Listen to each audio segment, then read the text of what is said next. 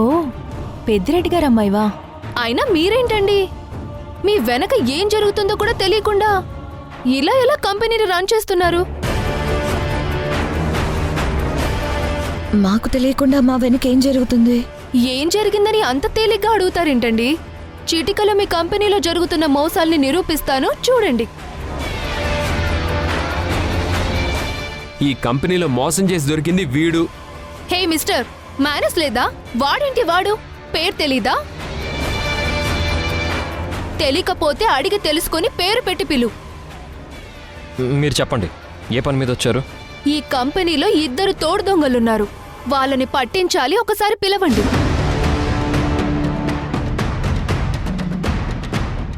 ఎవరి గురించి మాట్లాడుతున్నావు? అదే ఆ పందికొక్కులు, ఆ మేనేజర్ అజయ్. వాళ్ళు తోడు దొంగలేంటి? వాళ్ళు మా కంపెనీ స్టాఫ్. ముందు పిలవండి, చెప్తాను.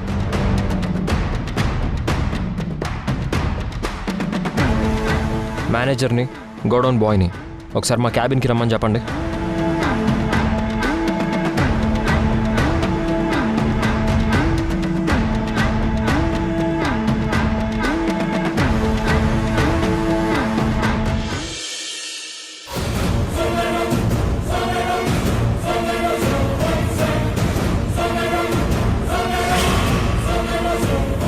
ఏంటి సార్ పిలిచారంట? పిలిచింది వాళ్ళు కాదు, నేను.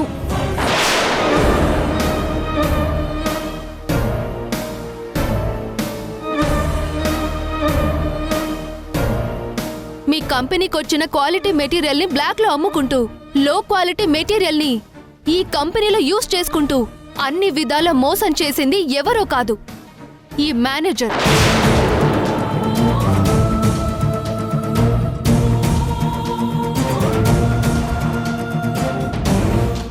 కార్తిక్ ని మోసం చేసి ఇరికించింది కూడా వీళ్ళే.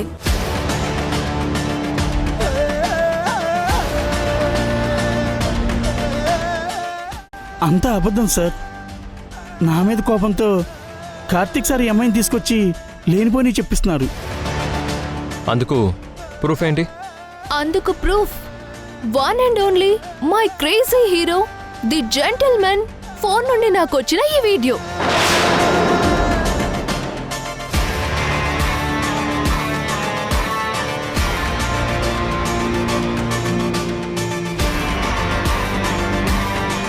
మోసం మనం చేసి కార్తీక్ నిరికించాం. మనకేం ప్రాబ్లం రాదు కదా సార్?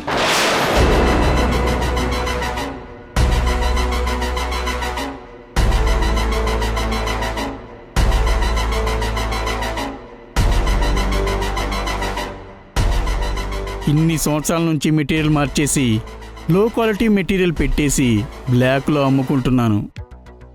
నాకేమైనా ప్రాబ్లం వచ్చిందో చెప్పు.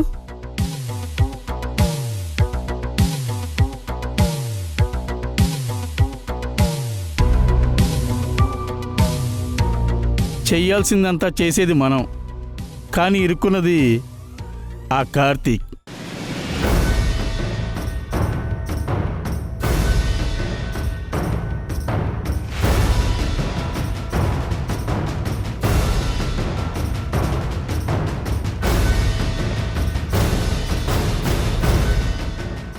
ఆఫీస్ డాక్యుమెంట్స్ లో డివోర్స్ పేపర్స్ పెట్టి నాతో సైన్ చేయించినప్పుడే 4 తగిలించాల్సిందే. మీ మేనేజర్ ఇలాంటి పార్ట్ టైం జాబ్స్ కూడా చేస్తుంటాడా? మామూలోడు కాదే. బావగారు, వెంటనే పోలీసులు ఫోన్ చేసి వీళ్ళని అరెస్ట్ చేయించండి. అవును శ్రీ.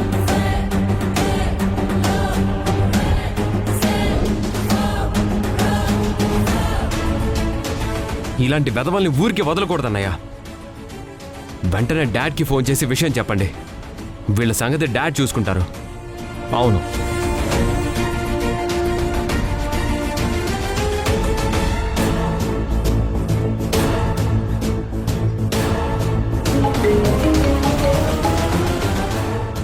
చెప్పు శ్రీ.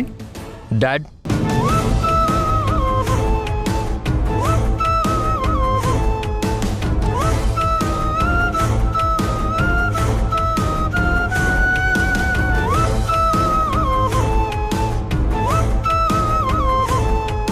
డాడ్ పోలీస్ కంప్లైంట్ ఇచ్చి వీళ్ళని అరెస్ట్ చేయించాలనుకుంటున్నాను డాడ్. అదే జరిగితే వాళ్ళతో పాటు మేము కూడా జైలుకెళ్ళాలి. వద్దు శ్రీ, కోడలిద్దరూ బోర్డు మెంబర్స్ అయిన తర్వాత ఇలా జరిగిందని తెలిస్తే ఇది వాళ్ళ చేతగాని తనం అంటారు. అనవసరంగా వాళ్ళకి చెడ్డ పేరు ఎందుకు చెప్పు. ఆ రాస్కల్స్ ఇద్దరిని 4 తన్ని కంపెనీ నుంచి బయటికి పంపించే. ఇంకెప్పుడు మన కంపెనీ చుట్టుపక్కల కనిపించకూడదని స్ట్రాంగ్ వార్నింగ్ ఇచ్చి పంపించు. Okay dad. రేయ్ రేయ్, ఎంత ధైర్యంరా మీకు? అన్నం పెట్టిన ఇంటికి కన్నం పెడతారా? మిమ్మల్ని ఎలా కాదురా, కుర్చీ కట్టేసి కొట్టాలి. Get out!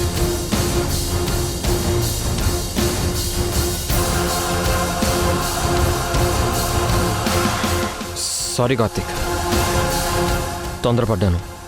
It's okay Sri. నీకు మాత్రం థ్యాంక్స్ మాలిని. ఆఫీసులో జరుగుతున్న మోసాన్ని బయటపెట్టి మా కంపెనీ పరువు కాపాడావు.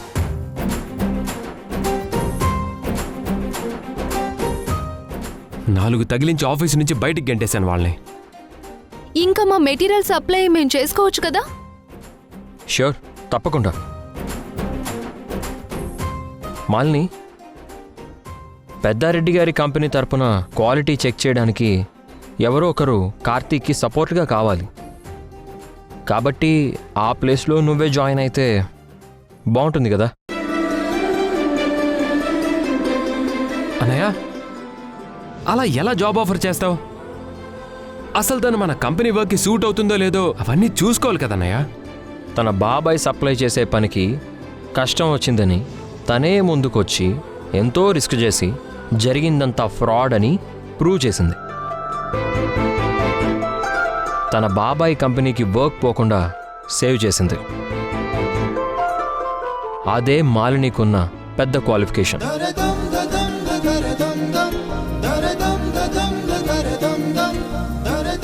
ఇలా వర్క్ కోసం తన వాళ్ళ కోసం తప్పించేవాళ్ళు మన కంపెనీలో జాబ్ చేస్తే తప్పకుండా అది మన కంపెనీ గ్రోత్కి హెల్ప్ అవుతుంది.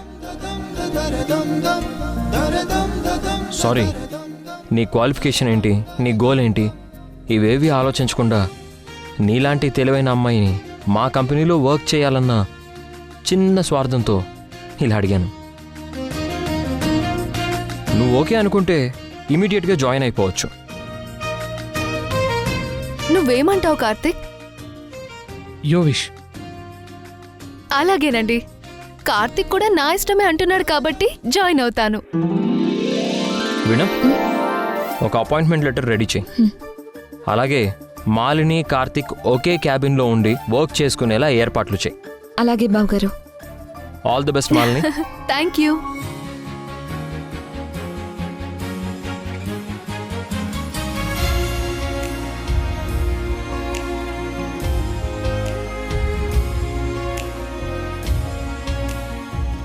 Thank you Malini, thank you so much. మరేం పర్లేదండి. ఇప్పటికైనా నవ్వవయ్యా బాబు.